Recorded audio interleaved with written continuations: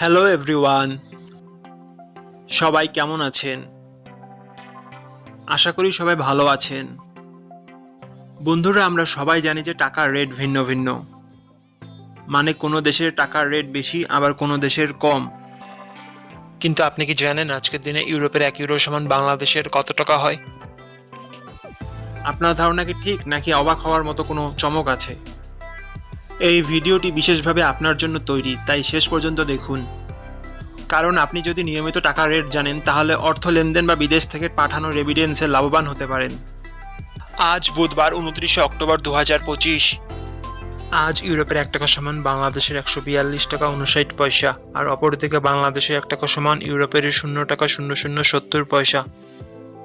বন্ধুরা, টাকার রেট প্রতি মুহূর্তেই বদলায়, আর এই পরিবর্তন আপনার আয়, খরচ, এমনকি সঞ্চয়ের উপর প্রভাব ফেলে।